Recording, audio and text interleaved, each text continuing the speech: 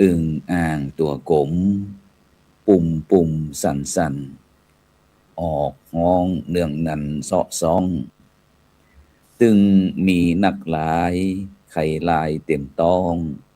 ห้องเสียงกับกองต้องนาตึงแม่และปูหากู้กะลาเต็มให้เต็มนาแวดแถวหัวบ้านถึงหน้าฟ้าฝนคนจนบ่ยานคำลงเหียนจานออกซอกหาปูหาป่าเขียดนาอึ่งเปาะ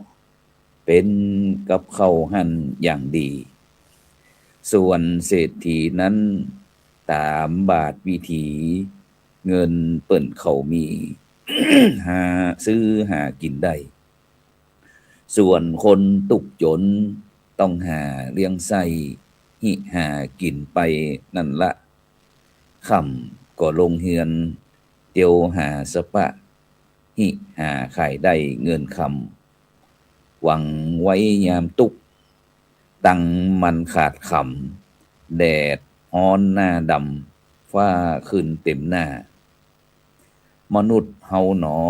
นะจีวีบอกกล้ารอแก่จะลาตายนั้น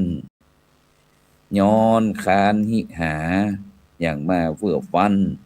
ตายห้องอ่องเหียหันเหมาะดีนะตายอ่องเหียหันเหมาะดี เกิดเป็นมนุษย์ตามบาทวิถีเสาะหั่งเสาะมีกินไปต่างหน้าตามเวรตามกรรมตามทำโลกล่าลิขิตคนมาแบบนี้ฝั่งเกิดออกมาก็ตายมองซี่ฝั่งก็ตายละนี่แขวนคอฝั่งตายถึงขาดอุบัติเหตุนั้นหนอฝั่งก็โดนปอย้อนเมียเจ้าบ้านฝั่งก็ตาบ่ตาย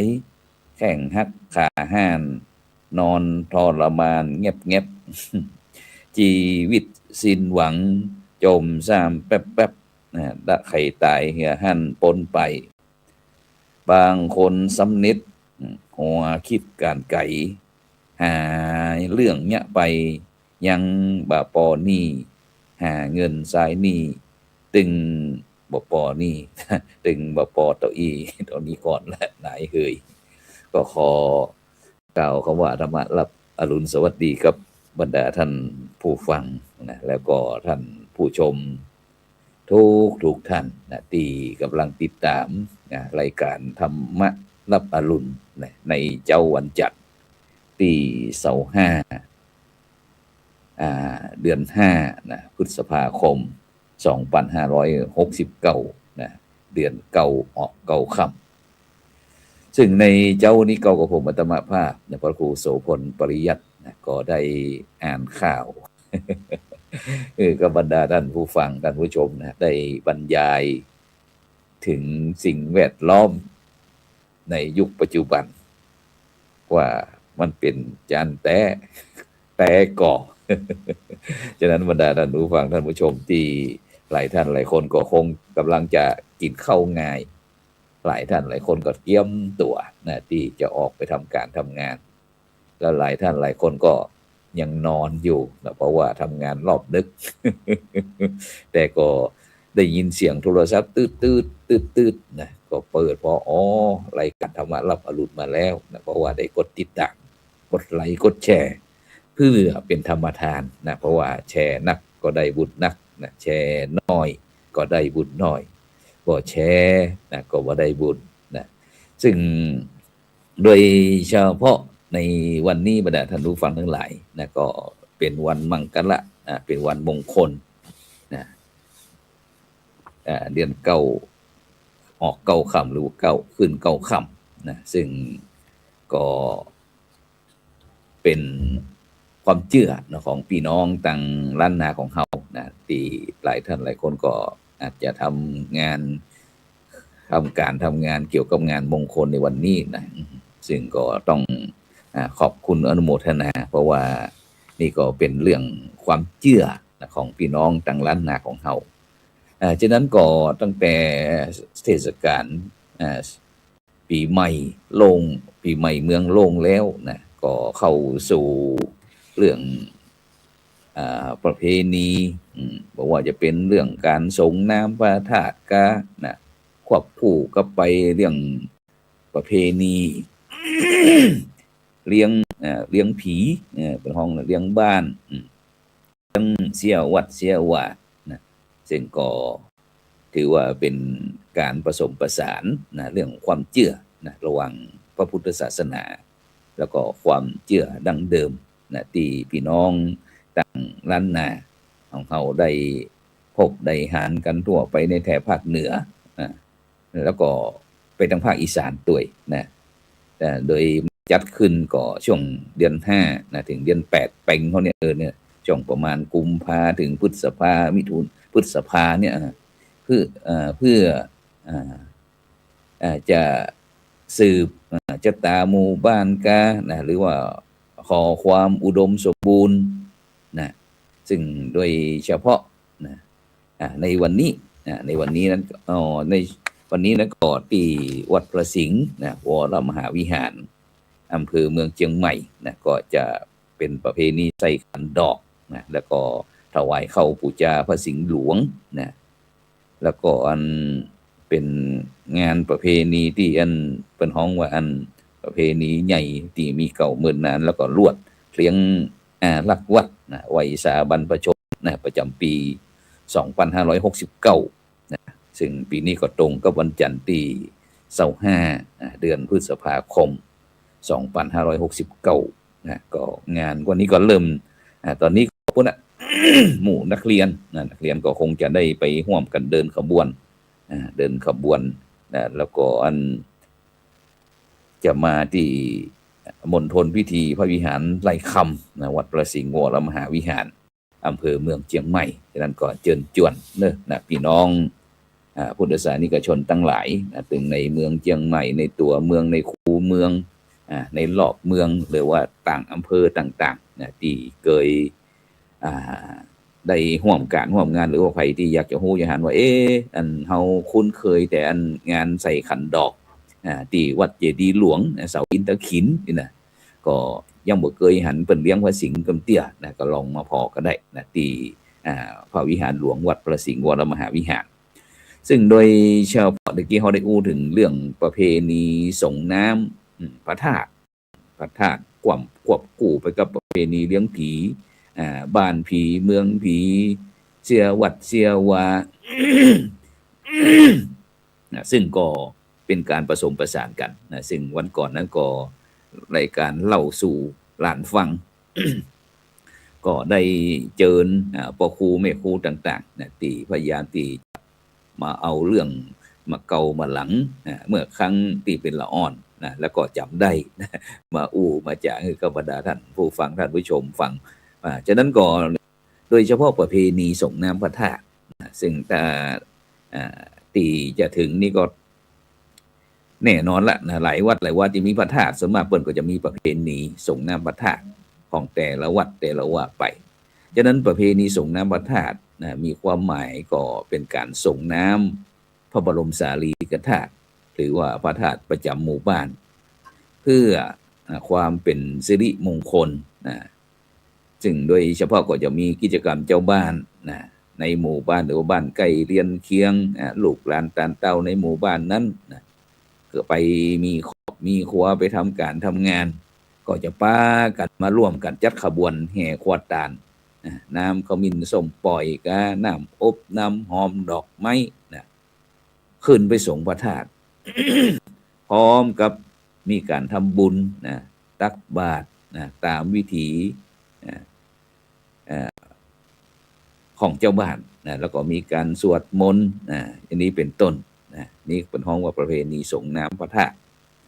แล้วก็ส่วนประเพณีเลี้ยงผีปู่ผีย่าผีขุนน้ำผีเจ้าบ้านผีเจ้าเมืองซึ่งก็เป็นการเซ็นไหวดวงวิญญาณของบรรพบุรุษหรือว่าสิ่งศักดิ์สิทธิ์ที่คอยปกปักรักษาชุมชนหมู่บ้านเมืองดูแลเรื่องแหล่งน้ำ ซึ่งโดยเฉพาะตั้งเหนือของเฮานี่เปิ้นก็จะมีเมืองมีฝายมีขุนน้ำนะเจ้าบ้านก็จะนำเครื่องเป็นไหวนะบ่ว่าจะเป็นอาหารคาวอาหารหวานนะเหล้าเหล้ายาป่าปิ้งดอกไม้ถูกเทียนนี่เนาะไปร่วมกันที่หอผีนะหรือว่าศาลประจำหมู่บ้านนะเพื่อเลี้ยงผีนะแล้วก็ทำพิธีบวงสรวงนะแล้วก็อาจจะมีการเล่นปืนบ้านปืนเมืองหรือว่าขบวนแห่ที่สืบทอดกันมานะเพราะว่าจะเป็นเรื่องขบวนแห่ผีขุนน้ำนะ ผีหัวโขนก็เนี่ยที่เขาจะหันนี่ที่จังหวัดเลยนะแล้วก็จังหวัดลำปางนะหรือว่าการฟ้อนผีนะที่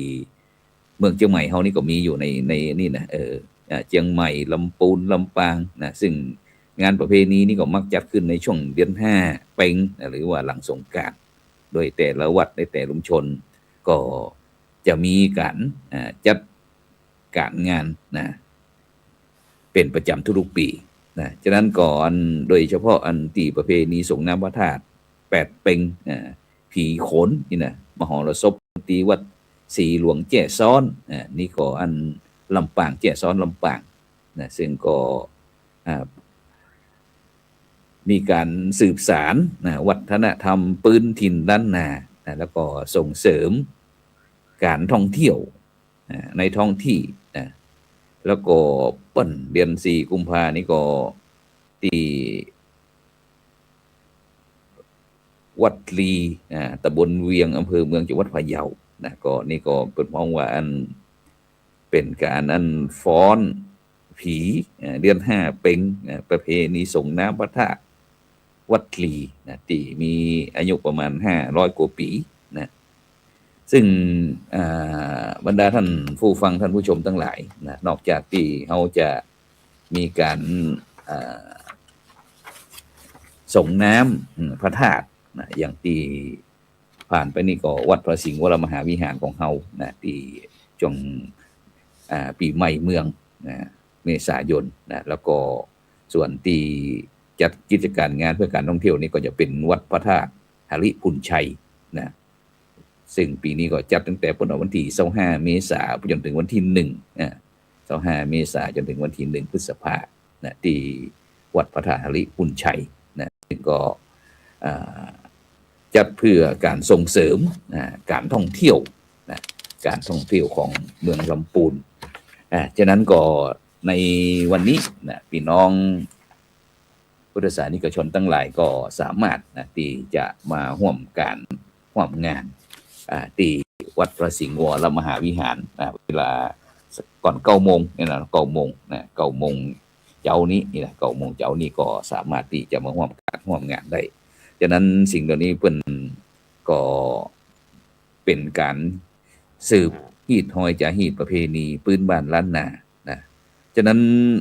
บรรดาท่านผู้ฟังท่านผู้ชมทั้งหลายนะซึ่งความเป็นคนเมืองของเฮานี่ก็เป็นสิ่งที่สะท้อนให้เฮาท่านทั้งหลายได้รู้ได้หันว่าคนเมืองของเฮานี้มีวิวัฒนาการมีตึงภาษาภาษาเขียนหีดหอยจาหีดปืนบ้านล้านนาข้อพร้อมทุกสิ่งทุกอย่าง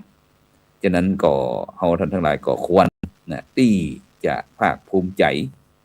ในความเป็นคนเมืองของเฮาโดยเฉพาะเรื่องวัดวาอารามต่างๆจำเป็น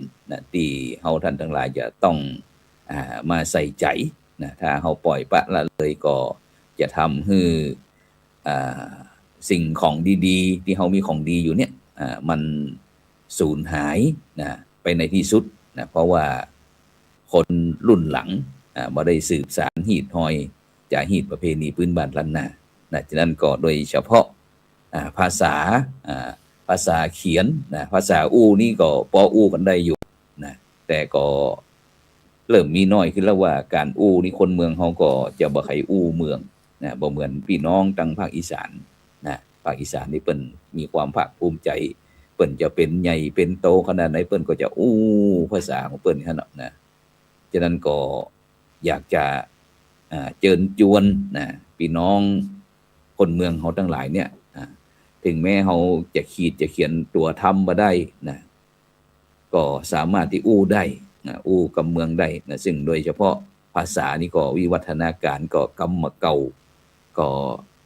อันเริ่มบ่ใครได้ใจนะก็สูญหายไปก็มีนะกำบางครั้งอย่างพระครูโสพลนี่ก็จะได้ยินเมื่อเขาเป็นละอ่อนนี่มา4-50 ปีก่อนเขาได้อู้ได้จ่าแต่มาในปัจจุบันนี้มันบ่มีแต่ได้ถ้าได้ยินคนใดคนหนึ่งนะท่านใดท่านหนึ่งอู้ขึ้นมาเขาก็จะกำนี้เขาเคยอู้นี่นะแต่เขานึกบ่ถึงนะนึกบ่ถึงนึกบ่ออกแต่ถ้ามีคนอู้แล้วเขาก็นึกออกอู้ได้นะฉะนั้นก็หรือว่าถ้าบรรดาท่าน ผู้ฟังท่านผู้ชมที่สนใจนะอยากจะเรียนภาษานะปืนบ้านล้านนาหรือว่าตัวทำตัวเมืองเขานี่ก็สามารถมาสมัครเรียนได้เด้อนะที่สภาวัฒนธรรมที่วัดประสิงห์วรมหาวิหารทุกวันอาทิตย์เปิ้นก็จะสอนนะที่โรงเรียนธรรมราชศึกษาเนี่ยนะซึ่งก็เปิดประจำทุกปีฉะนั้นท่านใดก็อยากจะเรียนก็มาสมัครเรียนได้เลยนะฉะนั้นบรรดาท่านผู้ฟังทั้งหลายนะเปิ้นบอกว่าคนเมืองเขาบอกว่ากำขี้ดีกว่ากำตด กำขี้ดีกว่ากำตดนะฉะนั้นท่านทั้งหลายท่านอาจารย์พระครูบอกว่ากำขี้ดีกว่ากำตดเนี่ยได้ยินมากันเนาะนั่นแต่บ่ฮู้ว่ามันมีความหมายว่าจะใดนะฉะนั้นเนี่ยกำขี้ดีกว่ากำตดนะมันหมายความว่าโอกาสนะที่จะมาถึงนั้นนะแม้ว่ามันจะเป็นสิ่งเล็กๆน้อยๆนะเฮาท่านทั้งหลายก็ควรที่จะคว้าเอาไว้อย่างก่อน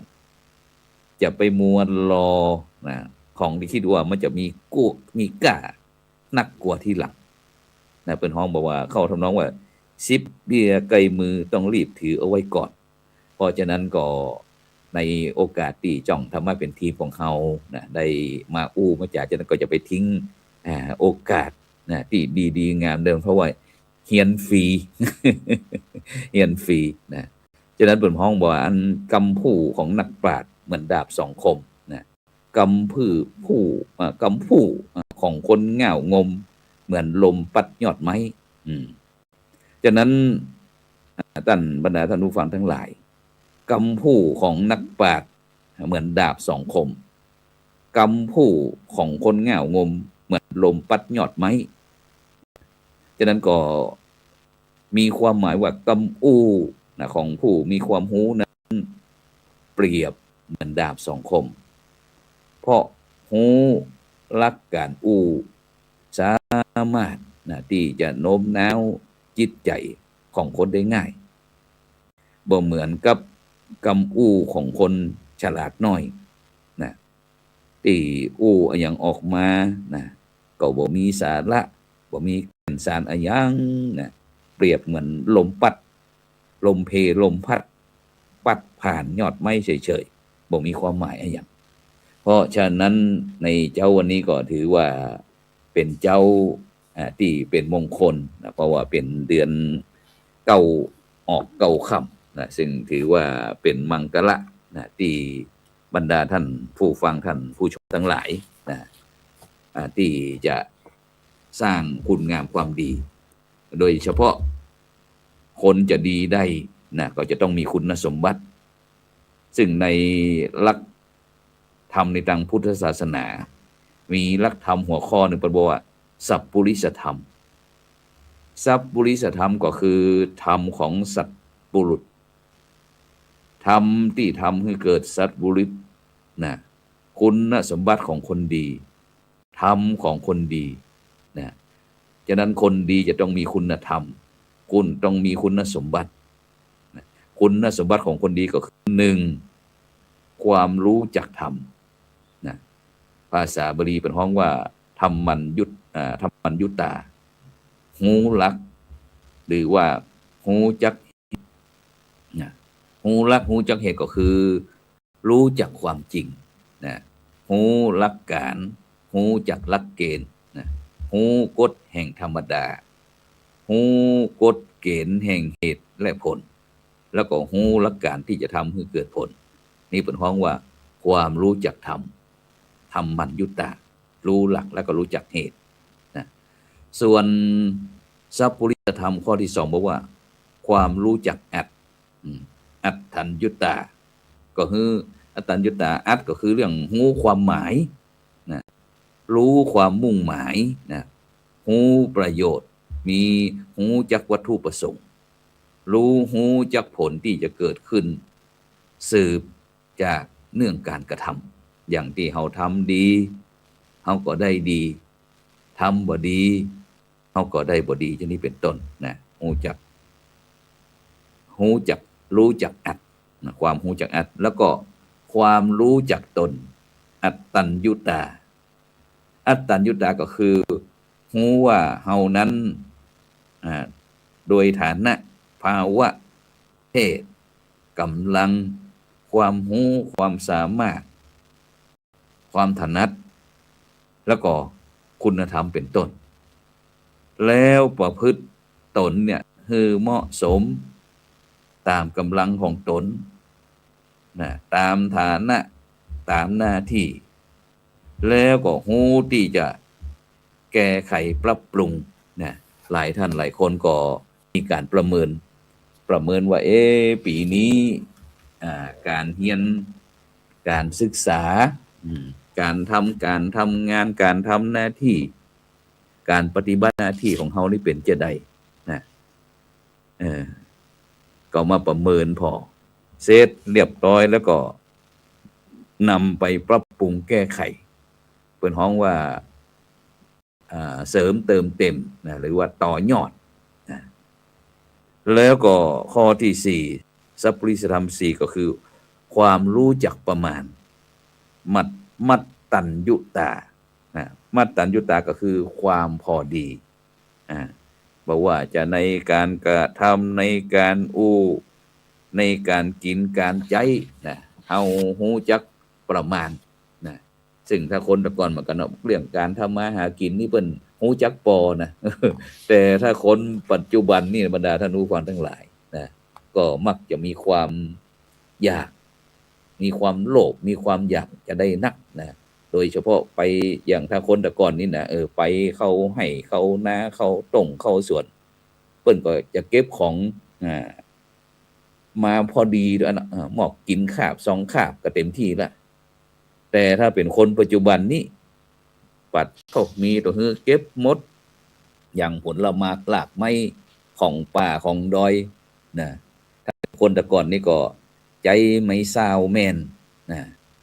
เก็บขึ้นเก็บกินพอประมาณนะแต่ในปัจจุบันนี่ปัดทบนะมาไฟมาคอแลนผลไม้หลากไม้ตั้งปูตั้งดอยนี้หมดนะถูกตัดถูกถอนถูกโค่นถูกทำลายนะกินเป็นห้องว่ากินคาบเดียวนะบ่ฮู้จักความฮู้จักประมาณบ่มีนะมัตตัญญุตาบ่มีความพอดีบ่มีนะเกินไปนะแล้วก็ที่5บอกว่ารู้จักการก็คือกาลัญยุตากาลัญยุตาก็คือการฮู้การเวลาอันเหมาะสมนะแล้วก็ระยะเวลาที่ควรหรือว่าจะต้องใช้ในการประกอบกิจการงานหน้าที่การงานหรือว่าการปฏิบัติการงานต่างๆนะคือตรงเวลาคือเป็นเวลาคือตันเวลา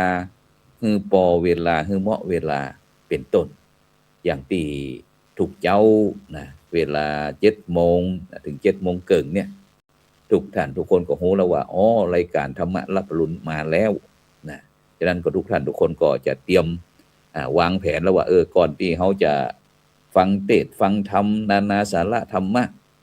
รายการธรรมะรับอรุณเนี่ยเวลา7 โมงเนี่ยจะทำการทำงานอย่างเขาก่อนพยายามเคลียร์อย่างก่อนแล้วก็เวลา7 โมงตรงปุ๊บหลายท่านหลายคนอาจจะก่อน7 โมงก็ไหว้สวดมนต์ไหว้พระนะ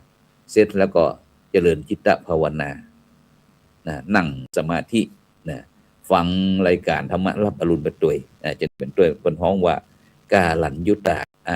กาลัญยุตารู้จักการเวลานะแล้วก็วางแผนเวลาให้เหมาะสมนะเป็นต้น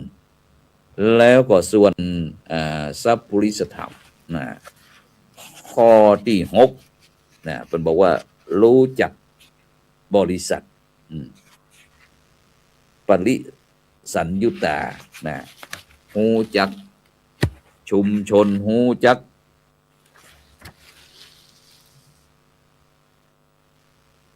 บริบทหูจักสิ่งแวดล้อมหูจักที่ประชุมหูจักกิริยาที่จะประพฤติ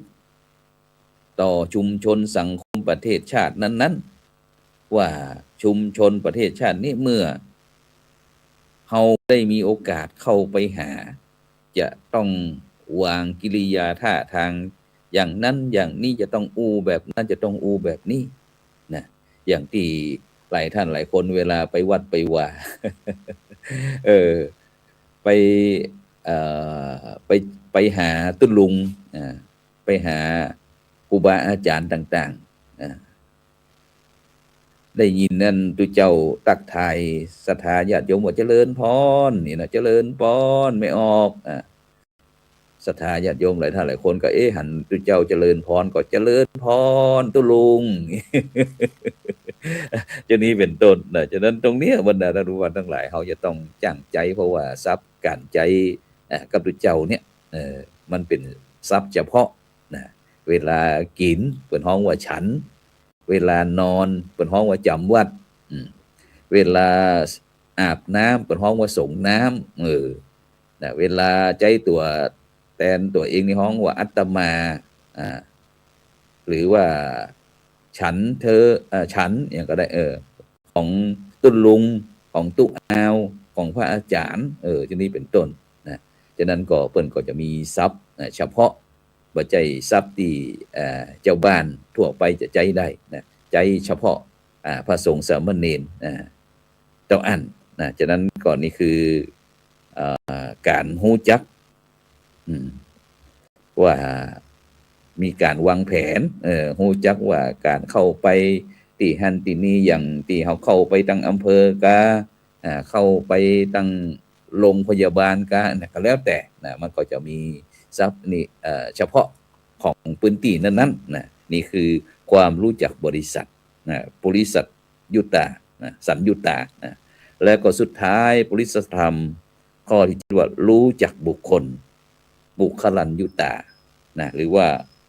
บุคละปโลปรัญยุตตาก็คือความแตกต่างแห่งบุคคลซึ่งโดยอาศัยความรู้ความสามารถคุณธรรมเป็นต้นรู้จักการประพฤติปฏิบัติต่อบุคคลนั้นด้วยดี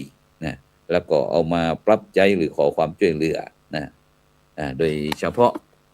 ฉะนั้นก็ในเจ้านี้ก็ได้นำนานาสาระธรรมะขององค์พระสัมมาสัมพุทธเจ้าเรื่องสัพพุริสธรรมธรรมของสัตตบุรุษธรรมที่เกิดสัตตบุรุษหรือว่าคุณสมบัติของคนดีฉะนั้นใครอยากจะเป็นคนดีจะต้องมีสัพพุริสธรรมทั้ง7ข้อฉะนั้นก็ในวันนี้ก็เวลา 9 โมงก็เชิญชวนพี่น้องพุทธศาสนิกชนในเมืองเชียงใหม่หรือว่าในตัวจังหวัดเชียงใหม่จังหวัดลำพูนก็ที่ได้เดินทางเข้ามายังเมืองเชียงใหม่เจิญร่วมงานเป็นห้องว่าอันถวายเข้าใส่ขันดอกพระพุทธสิหิงหลวงพร้อมถึงเลี้ยงเทพาอารักษ์ที่พระวิหารไหลคำวัดประสิงห์วรมหาวิหารเพื่อที่เขาจะได้มีความเป็นสิริมงคลเพราะว่าอันพระพุทธสิหิงมีปีหนึ่งก็จะได้อัญเชิญออกมาให้พี่น้องพุทธศาสนิกชนนั้นได้มีโอกาสสละสลงน้ำขมิ้นส้มปล่อยก่อในวันที่13 เมษายน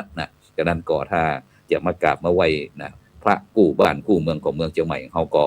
สามารถมาที่วัดพระสิงห์วรมหาวิหารที่พระวิหารไหลคำจากนั้นก็ในเจ้าวันนี้ก็เวลาหมดเวลา